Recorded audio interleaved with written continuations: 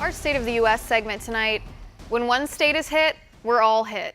Texas may be the point of impact for Hurricane Harvey, but the economic impact of the devastating storm could reach far beyond the Lone Star State.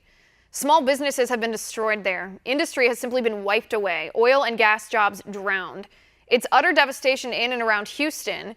And with me now to discuss the long-term economic impact of Hurricane Harvey, economic analyst Tom Landstreet. Tom, thanks for joining us today.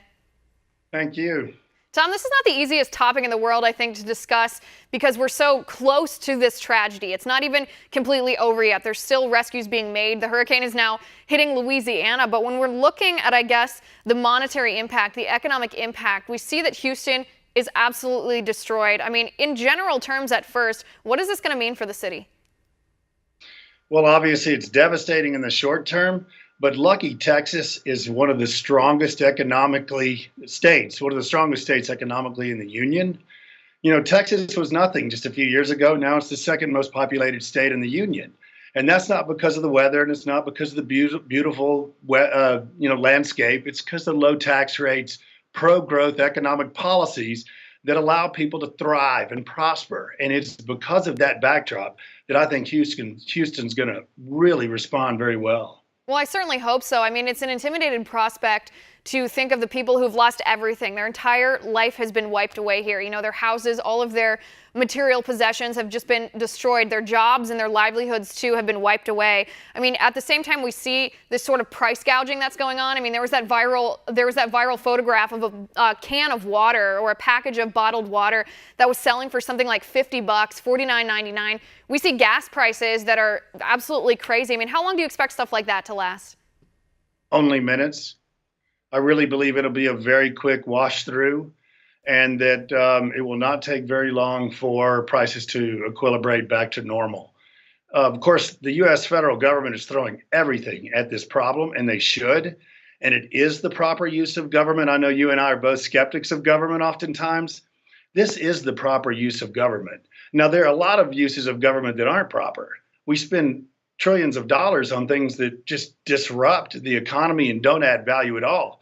But in this case, we ought to throw everything at it, and we are. It looks like Trump is going to do it, so it probably won't last that long. Right. I mean, I certainly hope not. And like you said, I agree this is the proper use of taxpayer money. I wish that our government wouldn't waste our money on other things so that we had a reserve of money to spend on tragedy here. Tom, talk to me about the oil and gas industry. I mean, there's been widespread devastation at oil and gas refineries in the state of Texas, too. There are some liberals, Cenk Uygur from the Young Turks, for example, who are actually saying that they're happy about this devastation. I want to show this tweet on the screen because to me, it's not only distasteful, it's sort of ignorant of how our economic system works here, too.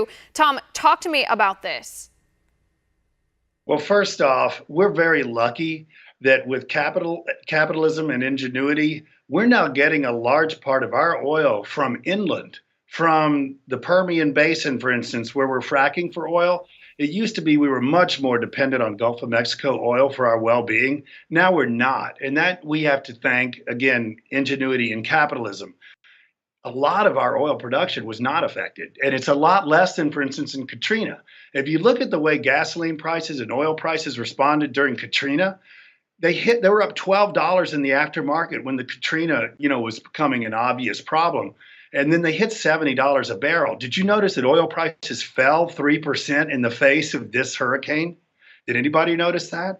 And the reason it did is because we have an abundance of oil that we are getting because under Donald Trump, believe it or not, we've deregulated the oil and gas industry. We're getting a lot more production from places other than the Gulf of Mexico, inland, for instance, in the Permian Basin. We have a much healthier oil and gas industry now than we did just even a few years ago.